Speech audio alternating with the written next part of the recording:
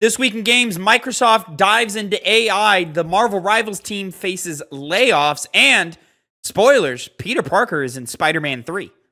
This is the Two Penny Gamescast.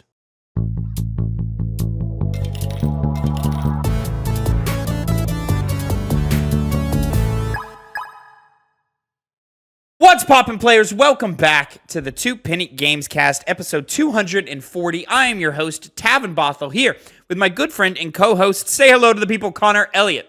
I have the best intro for this week.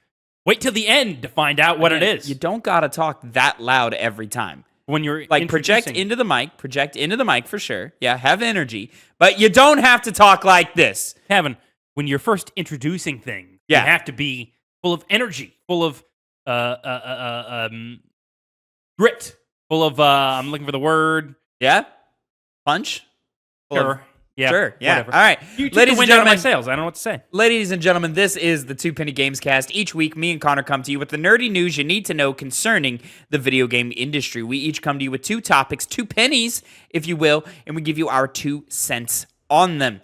Of course, you can watch us record this show along with all of our podcasts live over at twitch.tv/2pennygames Monday afternoons. So make sure you follow over there so you can join in on the chat live and we can react to your opinions live on chat. Or if you're watching us Tuesday, 8 a.m. Central Time, youtube.com/@2pennygames and mainstream podcast services of your choice, or following us on social medias, links in the description down below.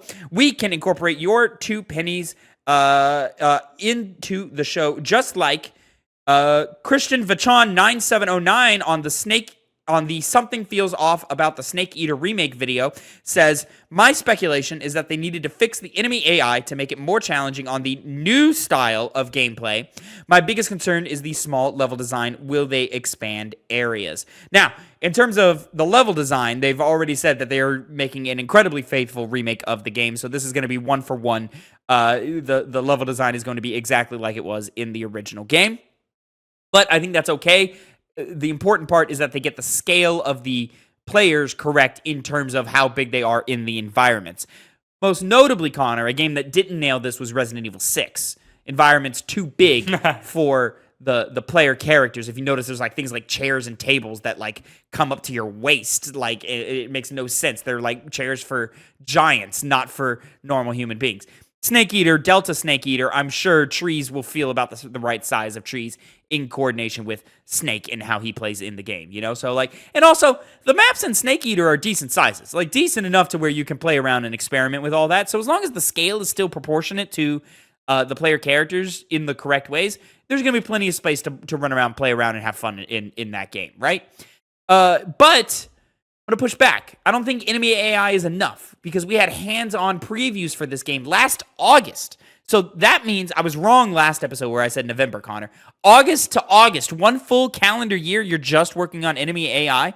Now, I'm sure there was some other stuff happening in there, dealing with bugs and glitches and fixes. I had other comments say, hey, the Master Collection didn't come out perfect, so just give them the time to squash bugs. And that totally makes sense for me too. I just think a year is kind of ridiculous when you consider how long ago we got those previews, hands-on previews with the press. You're telling me they only had the Virtuous mission ready?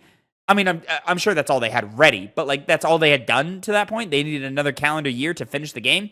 That something feels off. There's something under the hood that they haven't told us about. Especially Connor, you told me off, Mike. The launch trailer had a little segment where they said "and more." So, and more is going to be there. Something is under the hood here, ladies and gentlemen. That's not just Snake versus Monkeys. Something else is there. And it's not going to be cool or impactful or interesting. It's going to be a Konami failure because they haven't proved themselves yet. See, you're saying, roll my eyes because you want it to be good. You think it's going to be. Oh, of course. I want every game to be good. There's never a game that comes out that I want to be bad. There's a difference with this game than all the other games. You desire it. You lust for it to be good. Well, sure. Yeah. And successful. First of all, I just want every game to be good. Successful, tricky one. I just want it to be good. You know? Because I want the best version of Snake Eater that I can play. I know you do. And if this can potentially be that, I want it to be as good as it can be. But more than anything else, I want something else under the hood that's not just the base game. If it's just the base game, I'll be disappointed. I hope you're disappointed because I don't think it needs any extra little features or little bits and bobbles. So I think it's just as long as it's disappointing to you, that's good. You're such a dickhead.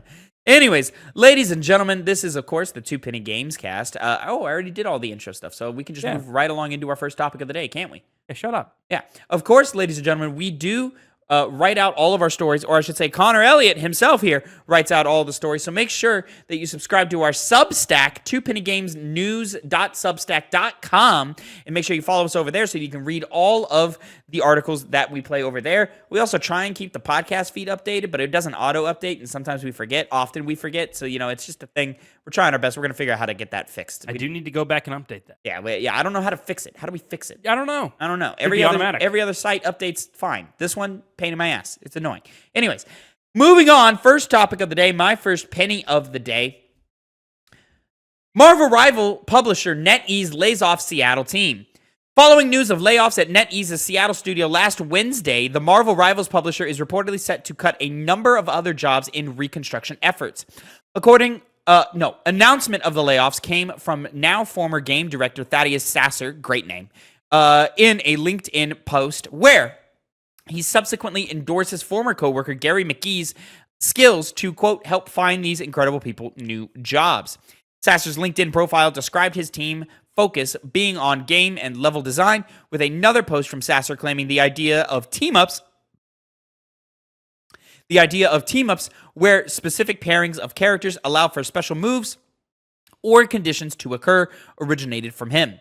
The move baffled players as Marvel Rivals has performed exceptionally well since its release last December, where player counts on Steam have consistently stayed above 100,000 at any given moment. It's worth noting that they've crossed the line of 40 million players for Marvel Rivals. Bloomberg includes in a recent report that Nico Partners analyst Zhang Xiaofeng estimates Marvel Rivals' earnings to be more than $200 million, and that NetEase's games division increased by 1.5% during a time where gross profits fell by 2.6%. In the same Bloomberg report, CEO William Deng has reportedly reduced support for about a dozen games while shuttering numerous projects following a more active role over the past year. Swedish Audio Liquid Swords laid off an unknown number of employees last week, while developers Worlds Untold and Jar of Sparks will no longer be published by NetEase and are currently seeking a publisher replacement. Sources at GameFile corroborate Bloomberg's reporting that NetEase, quote, plans to divest itself of the majority of its overseas teams if funding can't be secured. Deng, who can apparently intuit how a game works after watching it for a few seconds, wishes for the company to focus on titles that hold mass market appeal and incentivizes player spending like Eggy Party and presumably Marvel Rivals. Now, Connor, you got to talk to me about this. Intuit what a game can do in a few seconds. What is that about? I think it's a classic case of rich billionaire CEO mentality of I know everything. And so he believes he can look at a game and know how it works. This is from Bloomberg. So they have their own sources. I can't even imagine what it's like to deal with this guy. It's probably extremely annoying, just like how it's extremely annoying that they're laying off, developers, level designers specifically, from a game that has made potentially $200 million, a large amount. We don't know if that's exactly true. Take that with a grain of salt. But the point is they've made a lot of money. Mm-hmm. And the fact that they're already cutting jobs, it's indicative of a larger scale plan to take money away from investing in overseas studios and keeping it in China. And so, while this isn't necessarily a bad thing on its own in an industry where we're constantly facing layoffs, do we want a more destabilizing force? No, we don't. And clearly, it's for profit maximization. Apparently, to the rest of everything else that NetEase has done recently, they've haven't met those expectations, but the games division exceeded it. Yeah. Because of Marvel Rivals. Yes. And yet, it's just a tale that's old as time at this point of, regardless of whether your game does well, you're potentially going to get laid off, even if you have value down the line. Because Marvel Rivals is a game that is going to be entirely based off of how it proceeds in the next 2 years. Yeah. Around that much. Yeah. And so you would think you'd want more people on your side, but getting rid of them it's clearly not because you needed to, but because you want to. Yeah. And when you have a self-absorbed CEO getting more invested in your games division, I don't think there's any other explanation other than a guy who's, greedy and grubby and thinks too full of himself. I do think that is certainly an element of it, and I agree with everything you've said there. The simple matter about Marvel Rivals and its success is, even though it may have bought them some more patchwork, it's not fixing all the holes in the sinking ships. Right. They had a gross profit deficit this year. They didn't earn as much this last year as they did the year before. So clearly, they're spending more than they're earning regardless. That's a company-wide issue, right? Yes. So even though the success of the Marvel Rivals team is great and wonderful, and we want to continue seeing that, it's not enough to stop the bleeding.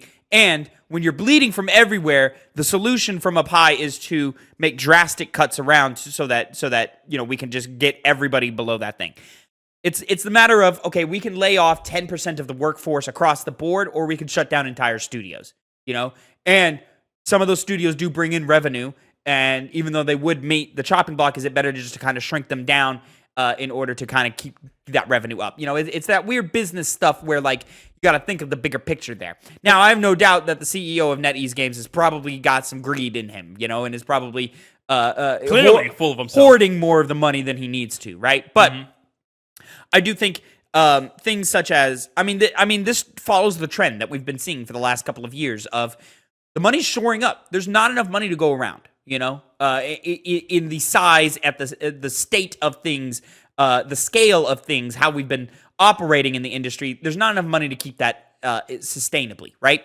So, you hear it from a bunch of independent developers.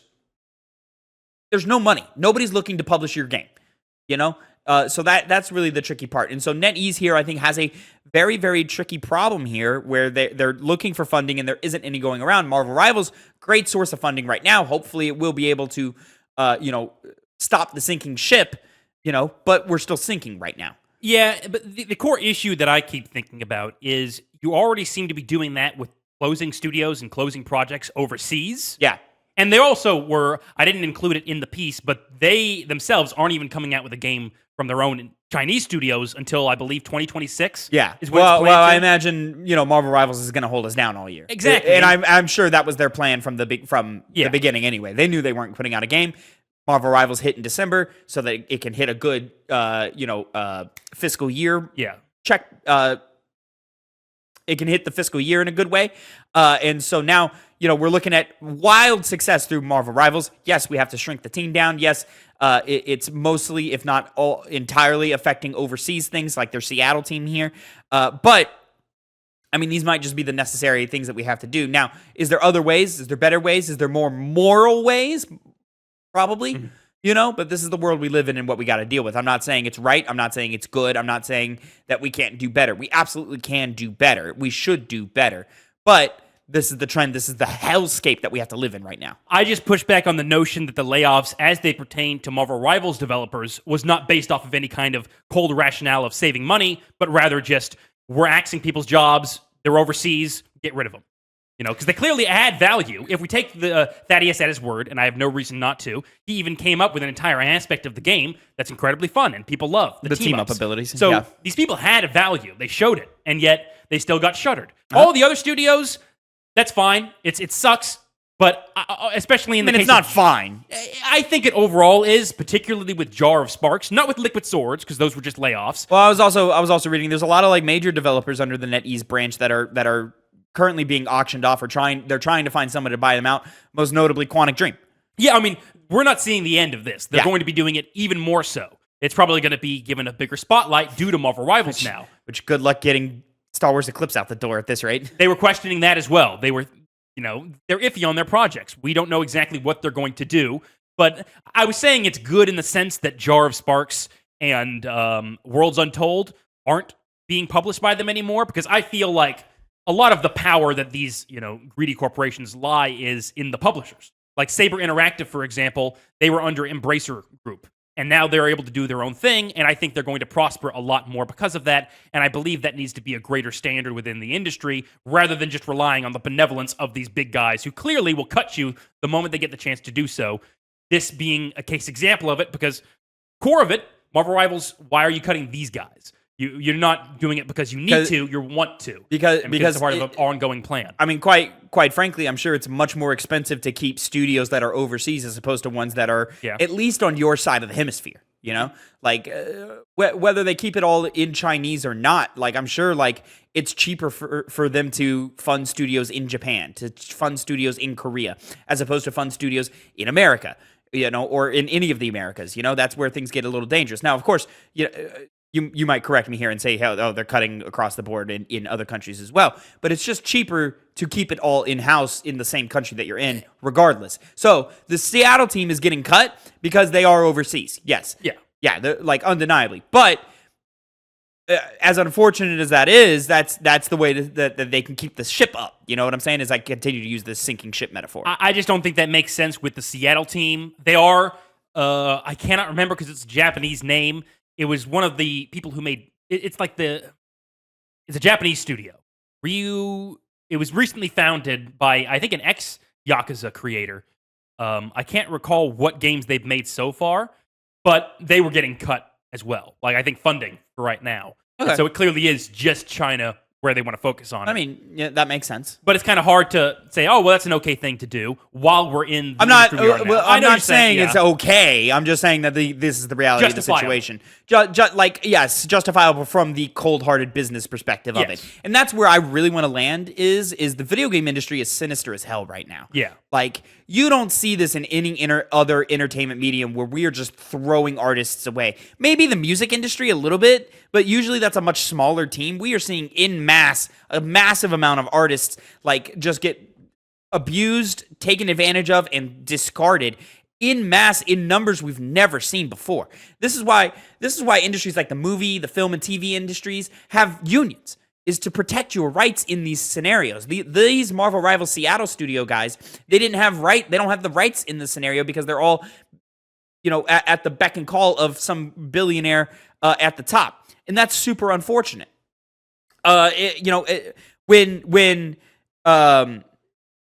you join a union in film and TV and on the stage and in voice acting, all these things, there's a little bit more like job security that's going on, and we just don't have that in video games. And it really just makes it the most confusing and like confounding industry in the world when we're talking about entertainment. You know, it just doesn't make any sense. And I think it's mostly because we're not seen as an entertainment medium. We're seen as a technology industry, which is true. You know, we are rooted in technology. But, I mean, arguably so is film and TV. But, like, they're just more focused on entertainment where this is more focused on the actual technology itself. So, like, the developers aren't seen as artists that need to be protected from these higher ups. They're seen as technicians who can be used and replaced, right? Exactly. And that's just not the case in video games because it's so art centric.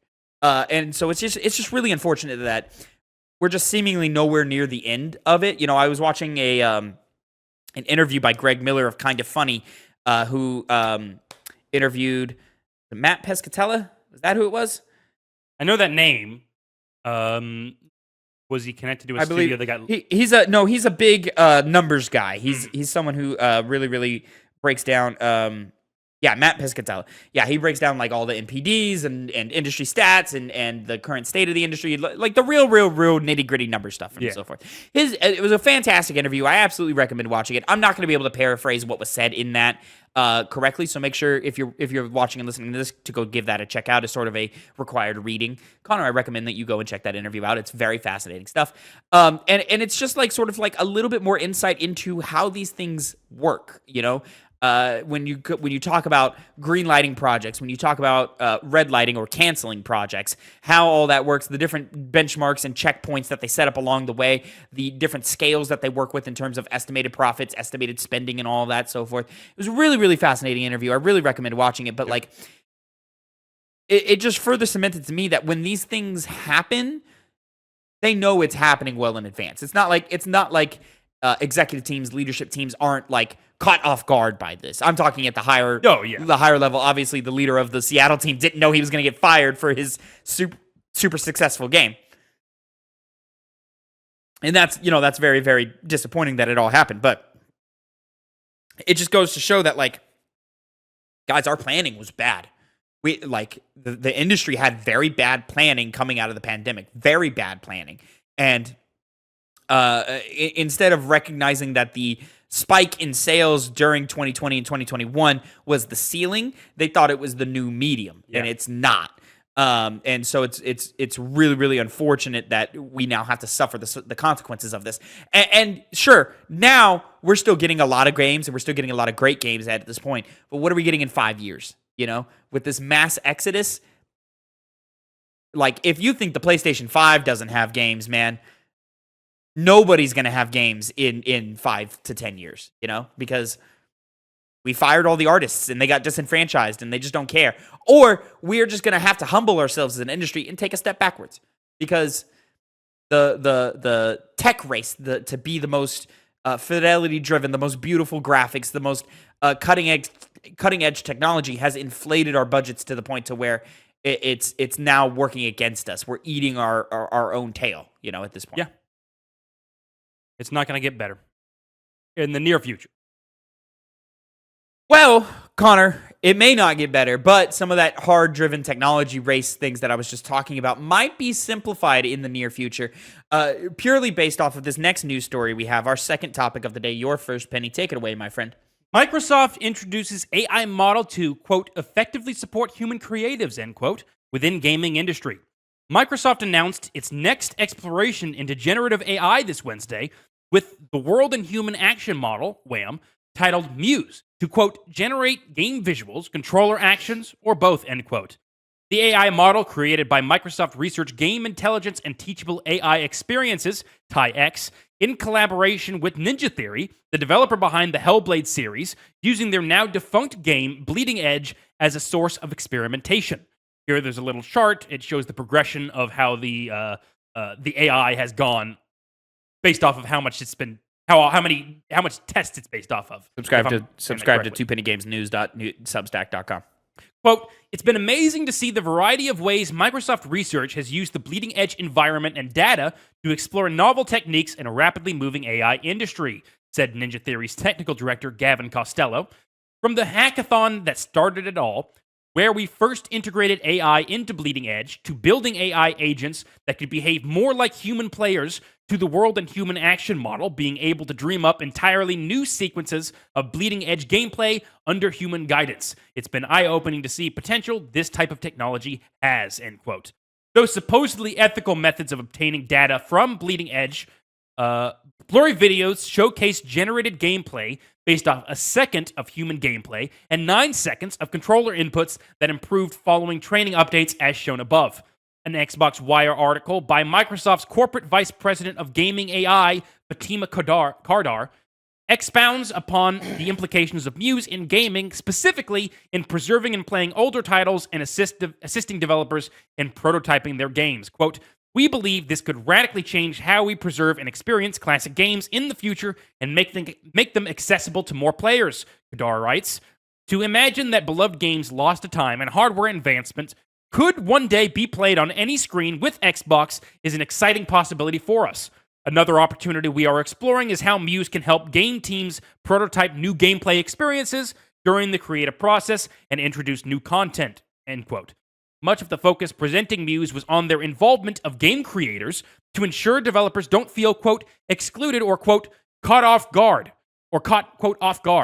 Other past assurances from companies like PlayStation that AI isn't intended to replace human involvement in game creation has been cautiously received by players and creators alike, as AI and its full implications have yet to be realized. A 2024 Wired article explores how, rather than replacing entire roles with AI, the industry's current use is to, quote, cut corners, ramp up productivity, and compensate for attrition after layoffs, end quote. Now, if that's true, and we're just cutting corners and trying to sort of bring these budgets down with the use of AI, I have no problem with that. Things that get brought up in your article here, Connor, that I think are interesting, something I haven't really thought of before, is being able to bring old games forward, help with preservation in games through the use of AI, something I never thought of before. The artistry has already been done and created and profited off of. And, I mean, of course, I would always want artists to be profited through residuals and so forth. So I hope that that's something, again, unionize. But that's an element of this I had not thought of before, and I think that totally makes sense. Why can't we get Star Wars Knights of the Old Republic to run better on modern Windows desktops, and be easier to navigate through with player controls and use buttons that make more sense in the modern era as opposed to when the game was created. You know what I'm talking about? Yeah. So like Mario 64, can we bring that forward in a way that makes sense and give it controls to where it feels more accessible to play by a modern audience? That's a fascinating topic of discussion, and I would love to see if maybe AI can do that without having to spend X amount of dollars on a remaster that is going to make X amount of money. Cut that production in half, because it's not as we'll say it's not as celebrated as creation of new works, you know.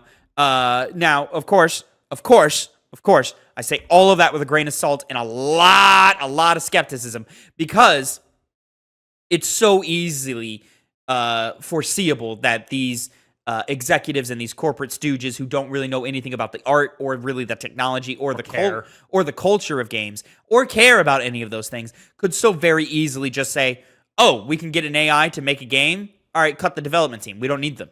And that's where it really matters with the timeliness of talking about AI right now. So there have been comments. I remember we covered them a while ago from, I can't remember her name, but she was some executive CEO of an AI program, and she was basically saying how there's not much use for creatives anymore. Like, AI is intent on replacing that. At the same time, you have PlayStation bosses, definitely the people at Microsoft are thinking about it, of not replacing those creative roles with AI. And I believe them for now.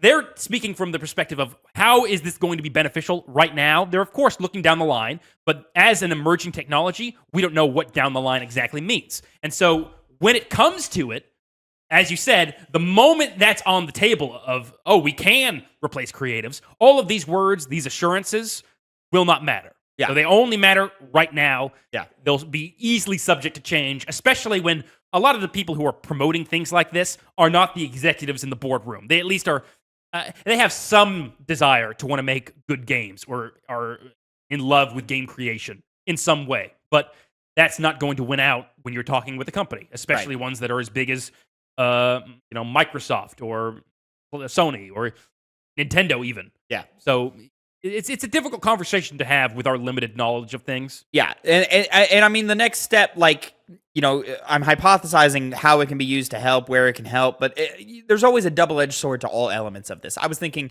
in my head, oh, well, playtesting and prototyping and new models. If we can use AI to quickly run 1,000 simulations of how this gameplay might work if we make these adjustments and problem solve in these ways, and then now the AI can quickly, within, let's say, an hour, say, hey, here's 1,000 simulations, here's 500 where the game broke, and now the human can go in and fix those 500 situations.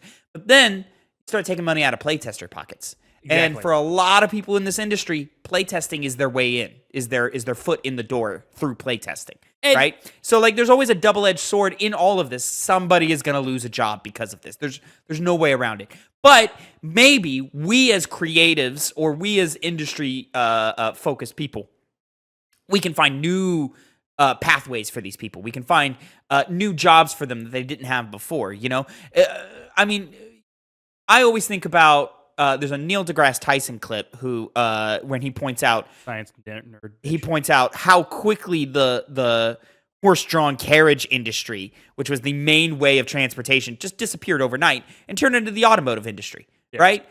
That is kind of where I'm, fingers crossed, best case scenario, thinking that AI is going to happen here, is where it's just like, oh, overnight we are going to see a different form of artistry and artistry through use of technology because of AI, and suddenly all the old ways that we developed games will fall away, and we're going to be in this new era of development in which we still have creatives, we still have people at the helm.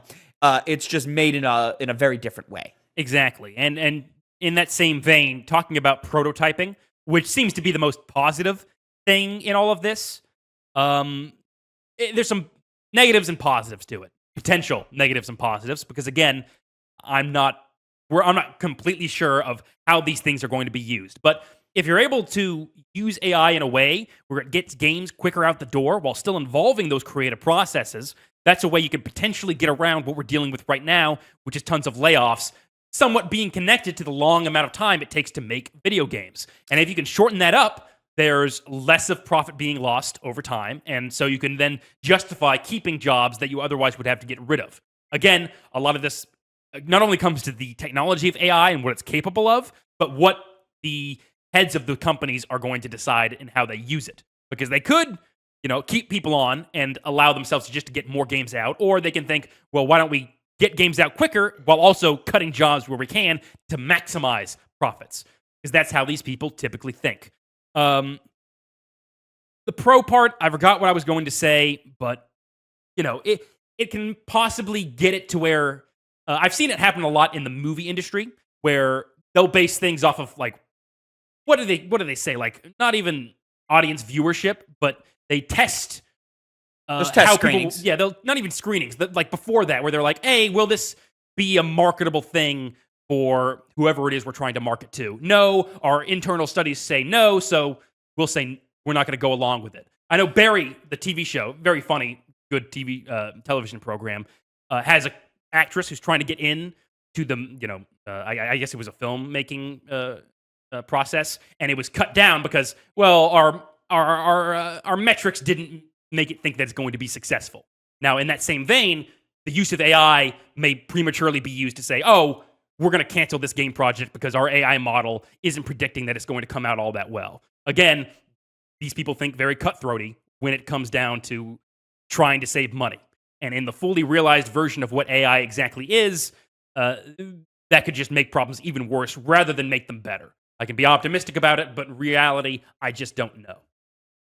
Right. I mean, optimistically, we're just going to be able to, live in a happy medium where everybody gets paid to do the job that they want to do. Yeah. And if it could eliminate some of the more grueling aspects of game development of oh man, this demo went wrong. Now I have to go stare at code for 5 hours to figure out which individual line is the one breaking the game. If AI could instead be used to flag the issue, say, hey, something's wrong here. This is where it's wrong. Figure this out. Then maybe that'll help. But it's a very complicated scenario. And if you're not knee deep in actual development, it's hard for you to sort of visualize how it all works. I think a lot about production and how things are executed upon due to my experience through production, mostly through the theater stage, classical theater stage training, and all that. But it translates to film and TV fairly easily. I understand how a light works and how a microphone can kind of work in XYZ thing, and so, but game development is a whole other thing. I don't code. I'm not a visual artist in any terms or any I don't know what it means to draw a character and things like that. And that's where things get kind of tricky, and you could see very quickly someone just generate something real quick and have a new character design that's worked before, and it's just a copy of that. You have to remember, AI can't, in the current state, AI cannot generate anything new. It can only imitate and alter things that it's seen in the past. Yeah. And very often it creates something atrocious. Like what they're showing here with the bleeding edge gameplay. Yeah. That's because it's new, but it looks terrible. But on that same note of things, that's a game that's now obviously doesn't get support. It was an online shooter. Yeah, I remember Bleeding Edge. But I saw some comments from a variety of sources talking about this news of people looking at that gameplay and saying, "Hey, this actually looks good. I might have enjoyed this." Well, it was Bleeding Edge. What? Well, it was Bleeding Edge. So yeah, right. I mean, but the point is, going back to the idea of bringing old games to more modern consoles. You can take games that might have just not performed well at the time, bring them forward, and they might have a big resurgence. I mean, Helldivers, for example. That's, I know it's a weird one to go to. I would say Helldivers 1 was successful. It just wasn't. It wasn't what it mainstream. Yeah. Right. Yeah. Well, I mean, that's just through the size of the game and what they were trying to do at the time. And I'll do a better example. Yeah. Lord of the Rings: The Third Age. Okay, a turn-based game. See, you don't know. It's good. I guarantee you, it's good. Is it hard to get online? Yes, I have tried. It is hard. But AI can kind of, hey, well, maybe we somehow get this game to more modern players and they can play a very quality turn-based game that no one ever thinks about because I guess the main thing is can we use AI to sort of polish or bandage things quicker in a way that it would just take more time for a human to do, so that the human can actually focus on the creation of the game.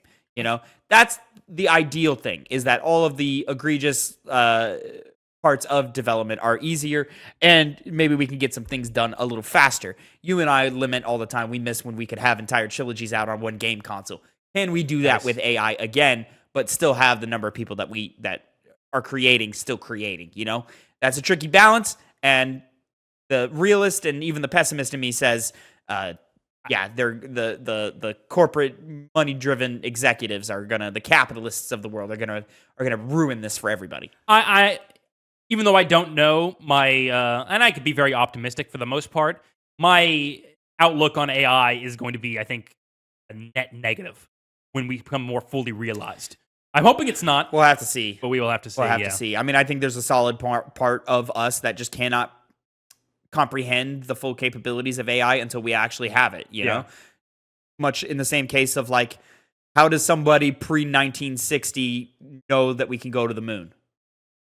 You know what I'm saying? Yeah. So, moving on, topic number 3, Connor, your second penny of the day. Go ahead, get us going, my friend.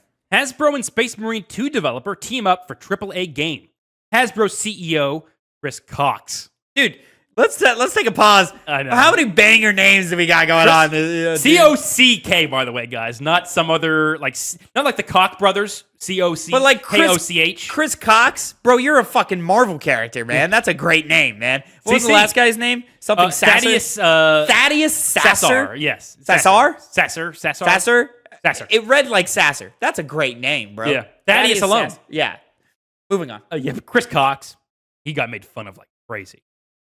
Announced a collaboration with developer Saber Interactive in an earnings call last Thursday to create a AAA game based on, quote, tentpole, end quote, Hasbro IP.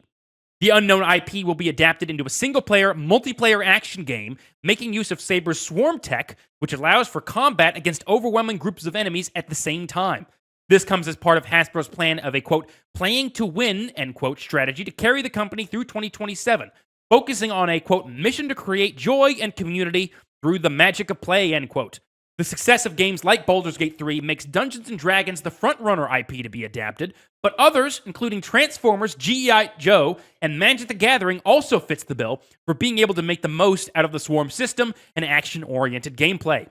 Wizards of the Coast, owned by Hasbro, have currently expanded the online version of their flagship card game called Magic the Gathering Arena by including the Commander format as well as a potential console version in the future. A planned G.I. Joe game inspired by Metal Gear Solid, focusing on the character Snake Eyes, was discovered in August of 2024 through a job listing for a senior world/level designer at Hasbro Studio Atomic Arcade. So, this is very new news. We don't know much about it. Clearly, this is bolstered by the idea that Space Marine 2 did as well as it did, and not in terms of just sales, but in terms of reviews. And clearly, they've, ever since Baldur's Gate 3, wanted to dive more into their IPs to make hard-hitting games. Now, how much of that was because the IP is so good, or how much of that was because Larian Studios knew how to make such a quality game for Baldur's Gate 3? Both. I think there's just only one answer, Larian Studios. I mean, I think Larian's the primary answer, but... Well, IPs have been done... It's not like Baldur's Gate was a bad IP prior to Baldur's Gate 3. Oh, no, it was not. But, again, Dungeons & Dragons has always been a good IP. They made a fairly shitty 4-player co-op game back in the day. There's tons of Magic the Gathering games that just didn't do well, despite the core of that game being at least interesting and fun. But the point is, I'm just happy we're going to see not what happened with the Nemesis system, where it came out, it was this cool as hell mechanic, and all of a sudden the studio who was in control of it decided to never use it again. Even with their most recent game that got announced, Wonder Woman, when they were originally going to have that Nemesis system, they nixed it. And so, I'm happy the swarm mechanics coming in. Space Marine 2 was one of my favorite games from last year. A lot of that has to do with how fun it is to deal with just an oncoming rush of enemies. And even though they're effectively the same way you deal with them in games like Left 4 Dead, where you just shoot them down, as the wave comes in, and of course integrating melee combat to make it more entertaining. I'd be interested to see it mostly in the form of a Transformers game, because Transformers, it's big, it's grand, it's also already sci-fi, and including what they've always kind of centered these Transformers games around, which is taking place in Cybertron, where there's always that big war going on, I feel like would be very easy to translate that, or at least more easy compared to some of the other titles to have giant, big, action-oriented gameplay, as well as Dungeons & Dragons, seeing as how it's promoting a multiplayer aspect. Dungeons & Dragons inherently involves playing with multiple people. This news just gets me excited, because I also like Saber Interactive very much, and I'm very happy they're no longer under the thumb of Embracer Group, and I hope this is kind of the beginning of a long, lucrative series of games that they release, starting with Space Marine 2. Yeah, when I think Saber Interactive and I think Space Marine 2, I think Transformers kind of fits that bill the best in terms of like working together on an IP to get also a single player / multiplayer title. You just kind of think of the gameplay loop of Space Marine, and you can see how that could kind of fit into Transformers pretty easily. Big heavy guys that like feel weighty. Yeah, I think that feels kind of one for one there. Of course they would have to switch it up and be different in order to sort of give you the IP experience that you as a fan, the general you as a fan would want from that. Mm-hmm. G.I. Joe, I think, would be an interesting case, just because there's been some prototypes. They're working on some stuff already. And on top of that, it's not the most beloved IP in the world, so now they can take a couple of risks and have their own identity with it as well. But that also comes at the cost of brand recognition. G.I. Joe, not the most well-known brand, so not like in America it is, but worldwide.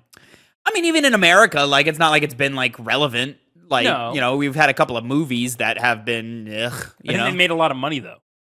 Sure, yeah, but what is a lot of money, It means people at least, hey, G.I. Joe, I know that. But I don't think it's because of fandom. I think it's just because... Yeah, it's recognition. Right, sure, recognition, but also here's, the cheap movie of the summer. Okay, yeah, I want to go watch that. Which is why it's not something that, like you said, they, need to appeal to a fan base or anything like that. It's just do what seems interesting. There's a couple of tentpoles that they should probably, head towards, but other than that, they can have a new and creative story. They don't need to adapt something one for one. And I think that despite that still fitting the bill for a Saber Interactive game using a swarm mechanic, because of the existence of a G.I. Joe game and Magic the Gathering having its own little thing with Arena, it's more in the realm of Transformers and Dungeons and Dragons. Again, because... Yeah, I don't know how you make with the mechanics and with that dev studio, I don't know how you make a Magic the Gathering game make sense. Again, it's kind of... it has more of an established fan base, but like the G.I. Joe we were talking about, they can do a lot with it. They can make a strategy game. They're clearly not. But they can also make a, big battle-type gameplay experience, because in Magic the Gathering, the card game, there was something known as the War of the Spark, which is this giant what do you call them? Get real multiverse battle royale, effectively. Sure. Stage right there for the kind of game that this seems to be what they want to do. And it gets pretty crazy with a lot of different elements going on at the same time. Yeah, I just think Magic the Gathering being tied to a card game kind of makes it just difficult it makes it difficult for me to visualize what that'll be. Yeah. And how we can still make it feel like Magic the Gathering without having card mechanic. I mean, we could, I could be wrong and we could, but the way that they're saying that they're focusing with the swarm technology and so forth, it sounds like, hey, we're going to go an action game route. Dungeons and Dragons, there is a subsect of gamers and people on the internet who say, hey, Baldur's Gate 3, yeah, great, sure. This gameplay is not for me. I want something more action focused and so forth. I disagree with those people. I think those people are silly. But people like what they like. People like what they like. Market for it. And so I could definitely see a Dungeons and Dragons inspired game, a little bit more, Dragon Age-y maybe. Traditional Dragon Age, not modern, but maybe even modern Dragon Age, but good. Or better, I should say. That could kind of work, and that could be sort of their answer. Hey, here's the Baldur's Gate 3 that you wanted, for that percentage of people, and other people are going to jump in as well because it's Dungeons and Dragons and so forth. That makes a little bit more sense to me. I can see the RPG class building mechanics in an action RPG of that sense. And Hasbro wants to do more with Dungeons and Dragons as far as video games go. Yeah. It's the same thing with Magic the Gathering. They're doing and a TV show. There's environments in space in 40K that lend themselves to kind of a crossover there. They do, yeah. But I think Transformers is the most likely. That's where my bet is, especially because it's got a more dedicated fan base. It's got better. It's in people's brains more because you had the recent Transformers movie that was extremely well received. There was the Bumblebee movie before, and then there was another Transformers. What Transformers movie was well received? The animated one. The recent. Bill talked about it. It was yeah, you're right. The Transformers one. Okay, I was thinking the last animated or the last live action one they did with John Cena and. But that was received well too. Bumblebee no, liked it people. was not. No. There's one in between you're not thinking of.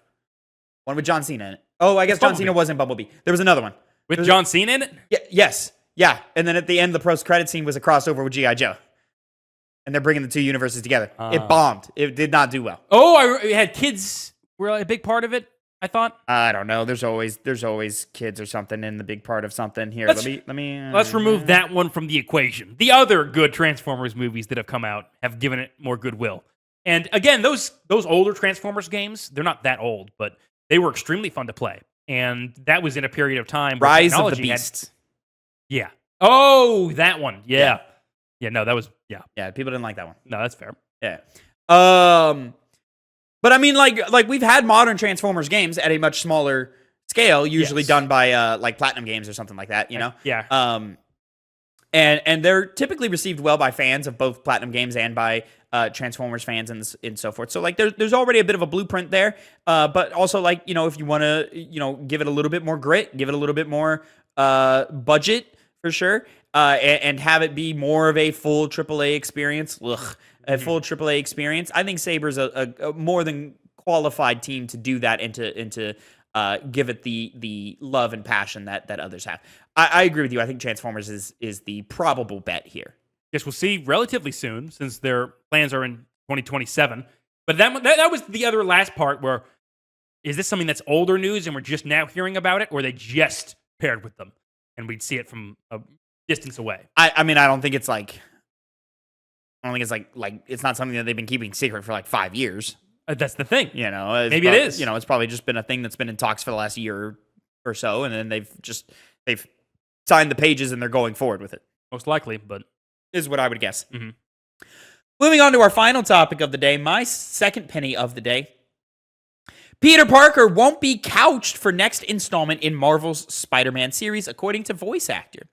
Spider-Man voice actor Yuri Lowenthal confirmed in an interview with The Direct that the titular character will have, not titular character, you know, because the titular character is Spider-Man, you know, and there's more than one Spider-Man. You know, Spider-Man is always going to be in the Spider-Man game. Shut the hell up. Everyone always thinks of Peter Parker the most. That's not necessarily true anymore. Definitively true. If I say Spider-Verse, are you thinking Peter Parker? Okay, let's take the reality here. Versus shit, it's versus shit. It's not the thing people think of when they think Spider-Man. I mean, I'm telling you right now, kids growing up right now will not think of Peter Parker as Spider-Man. They're going to think of Miles. Kids right now. My nephew, my niece, Spider-Man to them is Miles. Yeah, I still don't definitively think that's the case at all. I memean, like in the mainstream way, yeah, it's still Peter Parker. Yeah. But in 10 years, 5 years, Peter's fading. Well, let's see. Let's wait for that time, Tavin, and then you could say it's not the titular character. It is now.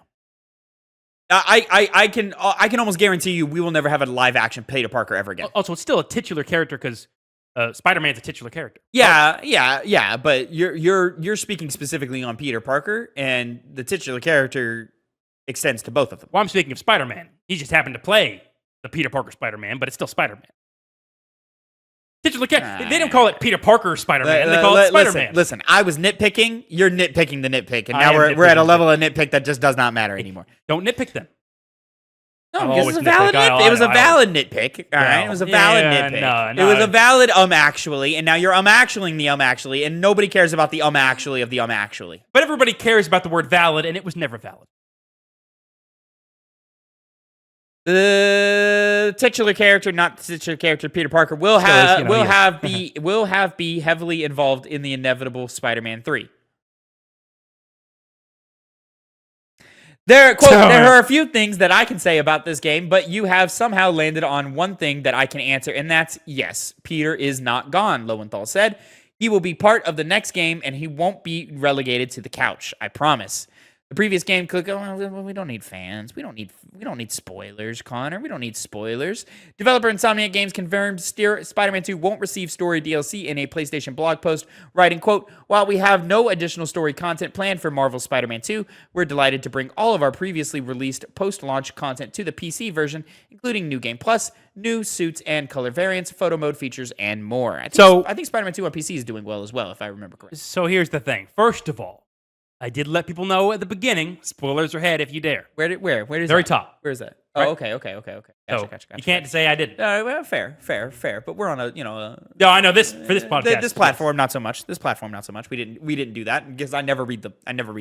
Yeah, not even called byline. I don't even know what that is. It's like subtitle. The little the hint. The little hey. It's the flavor text. The flavor text. It's not. That's the weird thing. I won't go into that right now. Point is, it is what it is. Yeah. I figured he was going to come back, Duh. but people were worried. Now, here's the thing. This is our first hint that Spider-Man 3 is actually happening. I don't think anybody was truly concerned about it. Didn't we confirm it? No, it's never been confirmed. No. But didn't the roadmap get leaked? And sure, yeah, but that doesn't mean anything. I think it means there was a something. Venom game on that roadmap. We're probably not getting that Venom game. Oh, hold you. Remember this podcast, ladies and gentlemen. It was said. Now you think about taking it back. We're like, well, they could. No, I'm thinking about making a bet, and I'm thinking about what is a quality like bet level that I think would be valid between the two of us that we could spend. You're talking about a game franchise in which there was one just shoehorned in, shoehorned being a far more negative word, between the first and second game. They're not going to do it again with Venom. Like, hey, you're going to get ready for Spider-Man 3 because Spider-Man 2 had what? No, because a Venom title before Spider-Man 3, you would automatically assume would not be canon. Miles is canon. Miles is necessary. The creative director of Spider-Man 1 and 2 has said that Miles Morales, to him, is the Spider-Man 2. Well, here's the thing. What if they... What do you mean? Like, that's why they called it Spider-Man 2? Because it's... No, he considers Spider-Man Miles Morales the Spider-Man 2, and 2 is the third game. He considers, like, you have to play the whole trilogy. I see. Well, see, that's the thing. Because all you dumbass Marvel fans, superhero fans, I love my multiverses. Have them get involved in some shit like that. Like, hey, go off into the multiverse and do stuff to prepare for the third. First of all, I hate the multiverse. I know you do. I can't stand it. I think it's a cheat. I think it invites a level of storytelling that is lazy and doesn't matter. I've never seen a multiverse story happen in a way to where I go, yeah, that was worth it. Mm-hmm. With the exception of original IP, Everything Everywhere All at Once. Phenomenal movie, one of the best movies ever. Other than that, anything that's like based on another IP and we're introducing timelines and stuff to it, I would have rather we just didn't do it. Well, no, what they will do, Tavin. Yeah. Is have Venom in the third game. They'll have it. Probably. Well, actually, that's playable. Spider-Man 3. No. Think about it. No. Well, they already had him playable for a little bit. Yeah. Which is how you set the groundwork for that middle game in between 2 and 3. Connor, I think the Venom game was supposed to do that. And I think a lot of layoffs and a lot of budget things have happened since then. And I think they've just looked at Venom and gone, let's not. Like, let's get this Wolverine game out. Let's start development on Spider-Man 3. And then let's figure out if we could squeeze a Ratchet and Clank in there. That's strange because Venom's cooler than Spider-Man. So I don't know why you wouldn't do that. All right. I'm not even joking either. But I mean, like, the setup, the story threads that are still... excuse me, the story threads that have yet to been concluded in Spider-Man 2, even the ones that have been built upon from Spider-Man 1, of course, have to involve Peter Parker. So of course he's going to show up in Spider-Man 3. Of course he's going to be important to the main conflict of Spider-Man 3. I would be shocked if Peter Parker is not playable for the majority of the game. I would imagine we are getting another 50-50 split. I just think Peter still had the heavier storyline in 2. I think in 3, Miles will have the heavier storyline, but Peter's still going to be there. You know, I mean, there's a iconic Spider-Man villain that has not yet shown up that we need him to show up because they've kind of, done everything but confirmed that he's in the next game and the big bad of the next game. Yeah, like he's coming, and we need to do that and do it justice. And the only way to do that is through Peter Parker. That is true. Yeah. So, I mean, cool. Hey, listen, I love Insomniac's Spider-Man series. I think it is my favorite version of Spider-Man we've ever gotten. I love Yuri's take on Spider-Man. I am sick of him being Spider-Man in everything. I don't need him in any more cartoons or other video games or anything like that. Why is he the voice of Spider-Man in Marvel Rivals? Why is he the voice of Spider-Man in Marvel's Midnight Suns? In the same Yuri, I love you. We don't need you for every voiced Spider-Man role, buddy. Here's the thing. First of all, video games, that's a different realm, because he's kind of moved away from the animated stuff, my knowledge. He's just doing the video game side of things. He's been doing a bunch of fucking Spider-Man. Yeah, but that's the thing. When you think of Solid Snake, do you think of Kiefer Sutherland? No. You think of David Hayter. Right. And when did they change that whole thing? Metal Gear Solid 5. Which had the worst story, I think. Yeah, but voice actor has nothing to do with the story. That's my point. It's correlation equals causation. That's just not true, though. Yeah, it is. Just because they fired David Hayter doesn't mean that the story of Phantom Pain sucks. But the point is you have this character who's iconic. That voice is iconic like the character. That was my other thing. In accordance to the comment that I read earlier about Delta Snake Eater, David Hayter has recorded new voice lines for Solid Snake. Or for Naked Snake, in this case. He's recorded new Snake lines. Why? Just to tutorialize you a little bit better? That's boring. Extra conversations on the codex. They can't do that because they've just been recording everybody else, or they've just been using old recordings. They haven't. I don't think they've brought anybody else back. And if they have, then wouldn't they want to add more than just bonus conversations? I mean, I say that, but my reasoning was he's going to get the Major Zero on the phone and be, Major, the enemies, they've got helmets now.